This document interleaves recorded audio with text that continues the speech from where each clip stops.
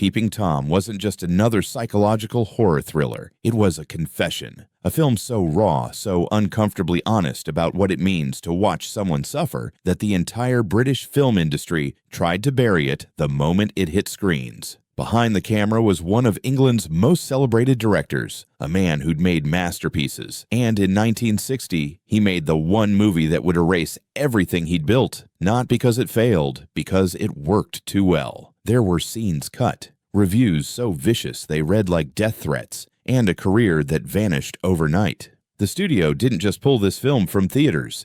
They tried to make it disappear. These are 12 creepy facts about Peeping Tom. And hidden in them is the shocking truth that a single film destroyed the genius who created it, and it took decades to undo the damage.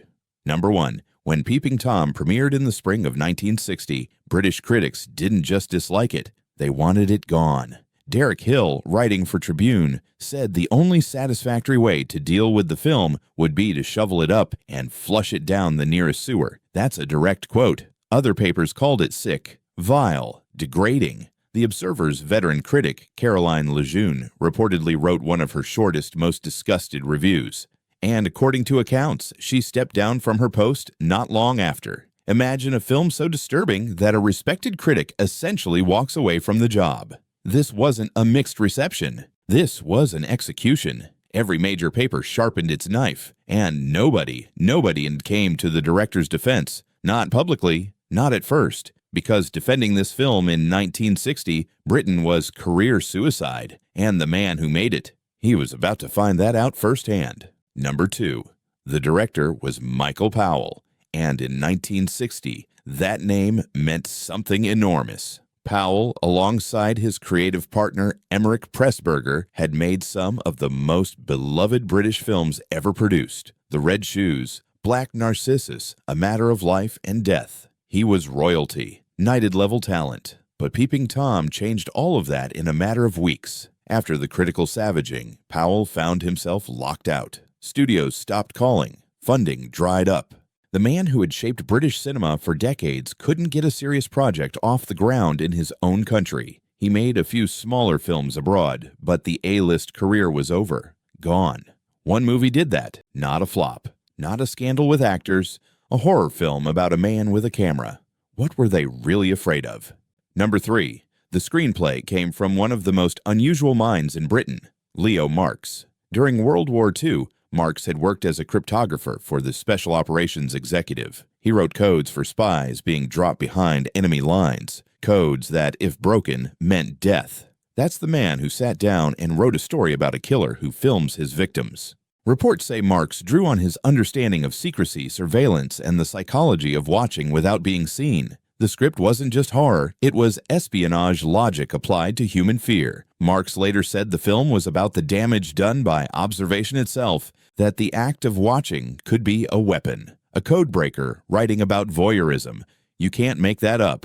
And the casting choices Powell made were just as unsettling. Number 4. For the role of Mark Lewis, the soft-spoken, camera-obsessed killer, Powell chose Karl Bohm, an Austrian actor. In post-war Britain, casting a German-speaking lead in a film this transgressive was a bold move. Bohm brought something crucial to the part, a gentleness that made the violence worse. He didn't play Mark as a monster. He played him as someone broken, polite, almost childlike. That contrast, the warm smile, the cold hallway, the buzzing lights of his darkroom, made audiences squirm in a way they didn't expect. Some crew members noted that Bohm's quiet intensity stayed with him between takes. He reportedly kept to himself on set, staying in character longer than anyone was comfortable with. That softness is what made the film so unbearable to critics. They wanted a villain. Powell gave them a victim who kills. Here's the scary part. Powell made it personal in ways nobody expected. Number 5. In Peeping Tom, we see flashbacks of Mark Lewis as a child, being terrorized by his own father in cruel psychological experiments.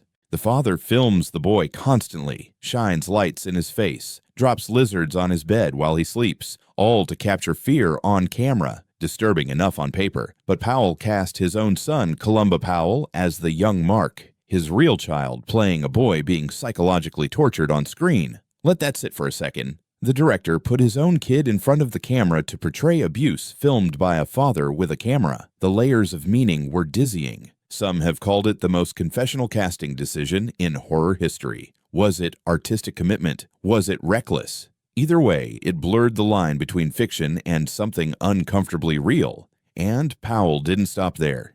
Number 6. Michael Powell also cast himself. He played the father, the abusive, experimenting, camera-wielding father who destroys his son's mind. That's Powell on screen. So now you have the real director playing a fictional director-father, filming his real son playing the fictional abused son. The film became a mirror, folded inside a mirror. Powell was essentially confessing something about what directors do. They watch, they manipulate, they capture suffering and call it art. Critics at the time either missed this or understood it too well and hated him for it. The stale air of those flashback scenes, the clinical lighting, the child's confused face, it felt less like a movie and more like evidence. Powell knew exactly what he was doing. He was implicating himself and implicating every single person sitting in the theater watching. Now watch this. Number 7. One of the film's most haunting sequences involves the murder of a dancer named Vivian, played by Moira Shearer. If that name sounds familiar, it should. Shearer was the star of Powell's own masterpiece, The Red Shoes, from 1948, one of the most celebrated dance films ever made. So Powell brought back his beloved ballerina and killed her on camera. The scene reportedly took careful choreography. Shearer's final moments play out almost like a dance, her body twisting under harsh studio light while Mark's camera rolls. The contrast between her grace and the violence is sickening and deliberate. According to production accounts, Shearer found the shoot emotionally difficult. The buzzing fluorescent lights, the claustrophobic set, it was designed to feel like a trap.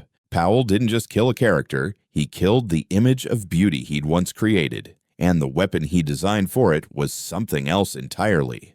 Number 8. Mark Lewis doesn't use a knife or a gun. He kills with his camera, specifically a sharpened blade concealed in one leg of his tripod, which extends toward the victim while the camera films. Mounted on the camera is a mirror, so each victim is forced to watch their own face contort in terror as they die. That's the concept. The prop department had to build a functional rig, a tripod with a retractable spike that looked menacing on camera but was safe for actors. Reports say the design went through several versions before Powell was satisfied. He wanted the weapon to feel mechanical, almost clinical. No blood-soaked theatrics. Just metal, glass, and light. The silence of the kill scenes, broken only by the whir of the film camera, made them more disturbing than anything gore could achieve. The censors took notice immediately. And that leads to number 9. Number 9.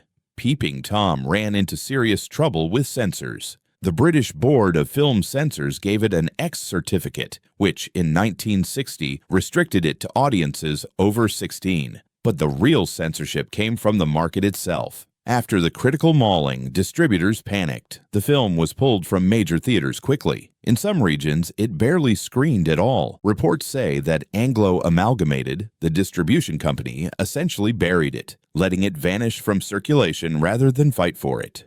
For years, Peeping Tom was nearly impossible to see in its complete form. Prints were locked away. The film became a ghost, a rumor, something people whispered about but couldn't actually watch. It wasn't officially banned in the traditional sense, but the effect was the same, scrapped from public view. And while it disappeared, another film about voyeurism was breaking box office records. Number 10. Alfred Hitchcock's Psycho came out at the same year, 1960. Same themes. Voyeurism, a quiet, damaged young man. A camera-like gaze that implicates the audience. Psycho became one of the biggest hits in cinema history. Peeping Tom was treated like a crime scene. Why? Some film historians point to tone. Hitchcock gave audiences permission to enjoy the thrill. Powell forced them to feel guilty for watching. Psycho had the safety net of entertainment. Peeping Tom had a mirror. It asked, "Why are you here? What does it say about you?" That question made people furious. Hitchcock was celebrated. Powell was exiled. Same year, same obsession, opposite fates. The sweat-inducing irony is that both films are now considered masterpieces, but only one director survived the release. The other had to wait for a rescue that took over 2 decades. Number 11.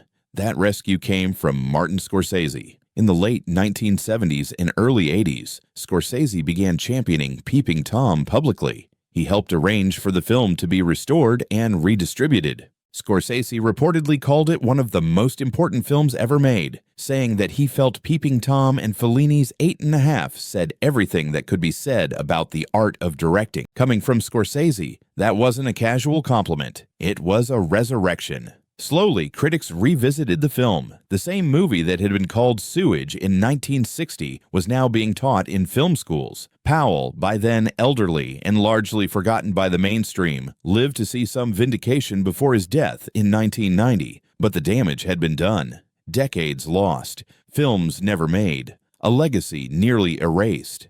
And here's the final truth they don't teach you. Number 12. Peeping Tom wasn't destroyed because it was bad. It was destroyed because it was too honest. Every horror film asks you to watch suffering. Powell was the first major director to turn around and say, "That makes you complicit. The camera isn't innocent. The audience isn't innocent." And in 1960, that message was more terrifying than any monster or ghost. The British film establishment didn't bury Peeping Tom because of blood or violence. There's barely any on screen. So that's Peeping Tom, a film that should have cemented its director as the greatest Britain ever produced. Instead, it erased him. A codebreaker's script, a director's confession, a ballerina's death scene, and a weapon made of mirrors and light. It was ahead of its time by decades, buried by critics who couldn't handle what it was really saying, and resurrected by the one American director brave enough to say it was a masterpiece. The movie survived, the career didn't. And every time you sit in a dark room watching someone on screen scream, Michael Powell's ghost is somewhere in the corner whispering, "Why are you watching?" Thanks for watching. Hit like, drop a comment with your favorite fact, and subscribe for more creepy movie secrets.